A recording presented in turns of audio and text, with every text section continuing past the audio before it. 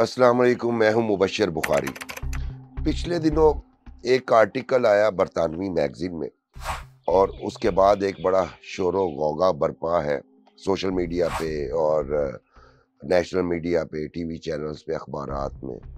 और उसमें इमरान खान के हवाले से गुफ्तगू हो रही है कि वो बुशरा बीबी की रूहानी ताकतों के ज़ेरे असर थे और वो अ, पॉलिसीज़ पे भी असरअंदाज हो रहे थे। तो उस वक़्त मुझे ख़्याल आया क्यों ना एक सीरीज़ जो है वो इस पे वीलॉग्स की कर दी जाए कि पाकिस्तान की तारीख़ में कौन-कौन से ऐसे हुक्मरान आए जो किसी न किसी सूरत रूहानियत या जफ़ार हज़रात या रम्माल या आमिल हज़रात के ज़ेरे असर रहे या फिर उन्होंने कहीं न कहीं कोई रूहानी सिलसिला जोड़ा हुआ था।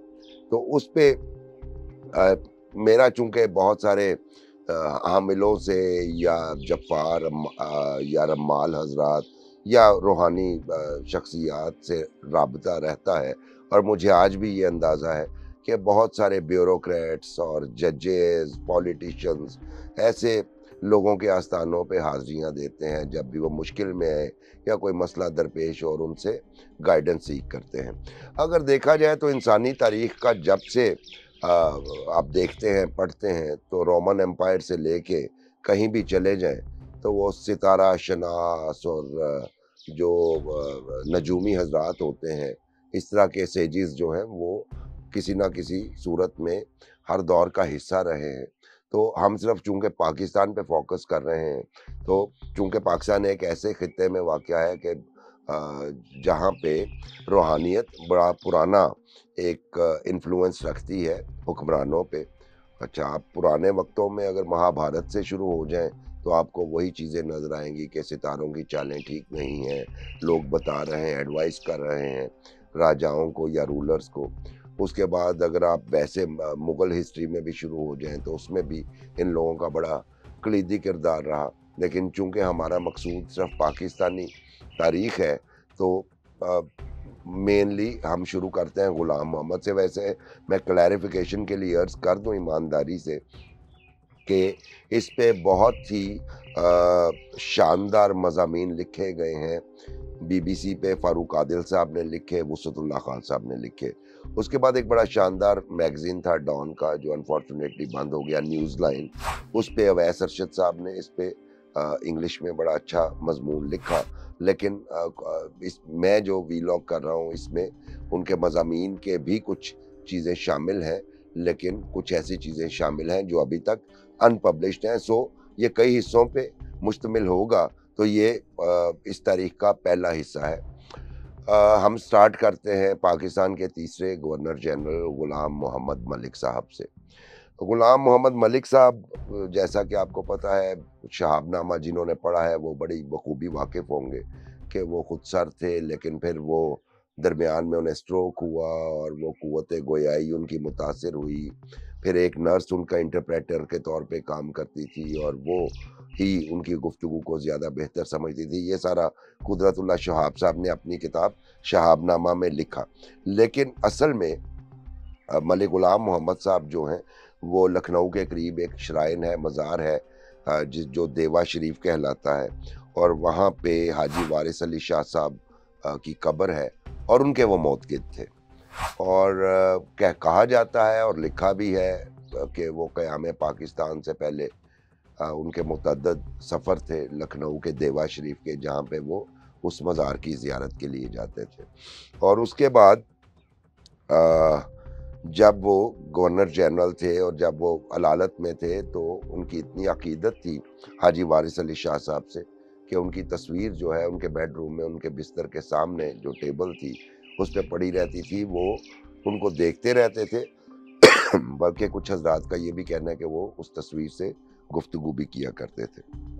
और फिर उनकी मरने से पहले ये ख़्वाहिश थी कि वो एक चार्टर्ड प्लेन से देवा शरीफ जा सकें और वहाँ पे वो ज़ियारत कर सकें। लेकिन साथ-साथ कुछ शवाहिद ऐसे भी मिलते हैं कि मलिक ग़ुलाम मोहम्मद साहब को यकीन था कि वो स्पिरिचुअल गाइडेंस हासिल करते हैं حاجی وارث علی شاہ صاحب سے، وہ ان سے گفتگو کرتے ہیں اور ان کا یہ اعتقاد تھا کہ یہ ولی اللہ جو ہیں یہ آپ کے ساتھ رابطے میں رہتے ہیں. یہ اعتقاد پاکستان میں بہت سارے افراد کا ہے. ہمارا مقصد کسی کے اعتقاد کو یا کسی کے فیتھ کے بارے میں ڈسکس کرنا نہیں ہے. میں صرف آپ کو ہسٹری بیان کر رہا ہوں. بہرحال یہ سوچا جا سکتا ہے، اس میں ایک بڑی عجیب سی بات سوچی جا سکتی ہے کہ یہ کیسے ہوا کہ ایک بندہ جو گفتگو صحیح نہیں کر سکتا، جو چل نہیں صحیح طریقے سے سکتا، جو کمیونیکیٹ نہیں کر پا رہا، وہ پاکستان کو چلا رہا ہے اور بیڈ ریڈن بھی رہتا ہے اور اپنے بستر سے بھی وہ حکمرانی کر رہا ہے. تو کہیں نہ کہیں یہ کرامت والی بات تو ہے.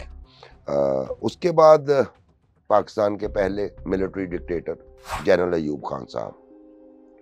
میرا جانا ہوا مری میں سراسی شریف، جو بابا لال شاہ بیابانی قلندر کے نام سے مشہور ہے. تو وہاں پہ بہت سارے ماضی میں جب میں گیا تو وہاں پہ بہت سارے لوگ جو تھے اس بات کے جو وہ شواہد دیتے تھے کہ جنرل ایوب خان کو بابا لال شاہ سے بڑی عقیدت تھی اور ان کا یہ کہنا تھا کہ وہ جب محترمہ فاطمہ جناح کے خلاف الیکشن لڑ رہے تھے اور جب ان کے خلاف محاذ بڑا مضبوط تھا تو اس میں وہ ادھر وزٹ بھی کیا اور اس کے بعد بابا جی کی دعا سے وہ الیکشن جیت گئے. بہرحال وہ الیکشن جس طرح جیتے وہ بھی تاریخ کا ایک حصہ ہے، کس طریقے سے انہوں نے کیا. اچھا، شہاب نامہ میں قدرت اللہ شہاب صاحب نے لکھا کہ 1962 میں کوئی صاحب آئے تھے مدراس انڈیا سے اور وہ جفار تھے، یعنی علم جفر کے ماہر تھے. انہوں نے ایوب خان کو بتایا کہ آپ جو ہے ابھی 8 یا 9 برس مزید حکمرانی کریں گے. تو شہاب صاحب نے یہ لکھا کہ ایوب خان نے کہا یہ بڈھا کیا کہہ رہا ہے، یعنی انہوں نے اپنے آپ کو یہ ثابت کرنے کی کوشش کی کہ وہ ان باتوں پہ یقین نہیں رکھتے. لیکن میرا خیال ہے یہ صرف ایک سٹیٹمنٹ تھا قدرت اللہ شہاب یا دوسرے کچھ بیوروکریٹس کے سامنے، ادروائز وہ ان باتوں پہ پورا یقین رکھتے تھے. پھر ایک اور بڑی شخصیت مشہور ہوئی اور کئی ہمارے عہد میں ہمارے سینئر زندہ ہیں جو اس بات کی گواہی دیں گے کہ پیر عبد المجید شاہ صاحب آف دیول شریف، وہ بڑے ایوب خان صاحب ان کے بھی بڑے معتقد تھے. اور پھر یہ کہ سیاسی معاملات میں بھی ان کا اثر و رسوخ بہت زیادہ تھا. کہا جاتا ہے کہ اس وقت کے بہت سے ججز اور فوجی افسران اور ہماری افسر شاہی کے افسران ان سے بڑی عقیدت رکھتے تھے. اس کی 2 وجوہات تھی. ایک تو یہ کہ وہ اپنے مسائل کا روحانی حل چاہتے تھے، لیکن ان مسائل کا روحانی حل ایکچولی جو عبد المجید صاحب کا انفلوئنس تھا جنرل ایوب خان پہ، اس پہ منحصر تھا اور اسی میں مضمر تھا. کیونکہ جو کوئی بیوروکریٹ ان کا دل جیت لیتا تھا پیر عبد المجید شاہ صاحب کا، تو ان کی ڈائریکٹ ایکسیس تھی ایوب خان صاحب تک، تو وہ ڈائریکٹ انہیں وہ کام کہہ دیتے تھے. تو اس لیے عبد المجید شاہ صاحب کا بڑا وہ چرچا ہوا اس دور میں، اخباروں میں بھی ان کے بارے میں بڑا کچھ لکھا جاتا رہا ہے. 1964 میں جب محترمہ فاطمہ جناح ایوب خان کے خلاف الیکشن لڑ رہی تھی تو اس وقت انہوں نے پیر عبد المجید شاہ صاحب نے بہت سارے جو صوفی شرائنز ہیں ان کے سجادہ نشینوں کو اکٹھا کیا اور انہیں راضی کیا کہ آپ ایوب کو سپورٹ کریں. بلکہ اس زمانے میں انہوں نے یہ بھی کہا کہ اللہ تعالیٰ جو ہے وہ اپوزیشن سے بہت ناراض ہے چونکہ وہ صحیح جانب نہیں جا رہے. تو اس کا مطلب یہ تھا کہ آپ محترمہ فاطمہ جناح کو سپورٹ کرنا چھوڑ دیں.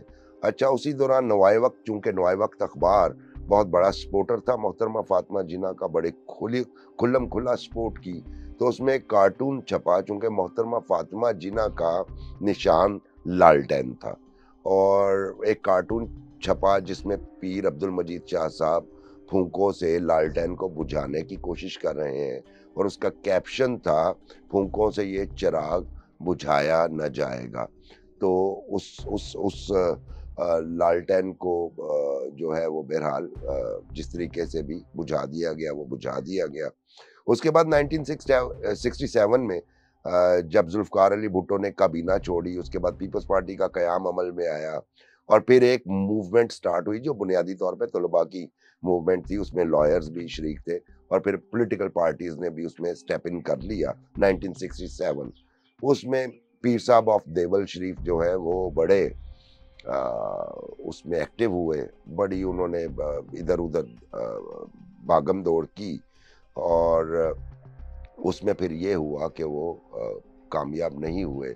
आखिरकार अयूब खान को अपने इक़्तिदार से हाथ धोना पड़े और जनरल याहिया खान जो है उन्होंने टेक ओवर करके मार्शल लॉ इम्पोज़ कर दिया और ये जो है उसके बाद पीर साहब ऑफ देवल शरीफ का जो इन्फ्लुएंस था ईवानों में, ईवान इक़्तिदार में, वो कम होता गया और आज जो है वो अगर देखा जाए तो वो शायद मौजूदा सिनेरियो में कहीं भी नहीं है। मेरा ख़्याल है कि आज का वीलॉग चूँकि उसकी तवालत इतनी है कि हम अयूब खान पे ख़त्म करें। आने वाले वीलॉग्स में हम उससे आगे चलेंगे, जुल्फ़िकार अली भुट्टो साहब से स्टार्ट करेंगे और उसी दौरान फिर जनरल ज़िया भी आएँगे, मियाँ नवाज़ शरीफ भी आएँगे, मोहतरमा बेनज़ीर भुट्टो, आसिफ़ ज़रदारी किन-किन से रवाबत करते हैं, इमरान खान का किन-किन रूहानी शख्सियात से राब्ता रहा। बुशरा बीबी तो एक एंड वाली लास्ट एपिसोड उनकी ज़िंदगी में हुआ, लेकिन उसके अलावा कौन-कौन से पॉलिटिशियंस हैं जो या कुछ ब्यूरोक्रेट्स या कुछ जजेस जो जाते हैं दस्तशनास लोगों के पास और सितारा शनास लोगों के पास या ऐसे लोग जो रूहानी ताकतें कुछ रखते हैं। तो आज का प्रोग्राम पसंद आए तो चैनल को सब्सक्राइब कीजिए, लाइक कीजिए, शेयर कीजिए, अपने कमेंट से ज़रूर नवाजिएगा और अगर देखने वालों के पास अपना कोई तजर्बा या अपना कोई मुशाहिदा हो तो वो भी ज़रूर शेयर कीजिए। अगले प्रोग्राम तक के लिए मुझे इजाज़त दीजिए। अल्लाह हाफ़िज़।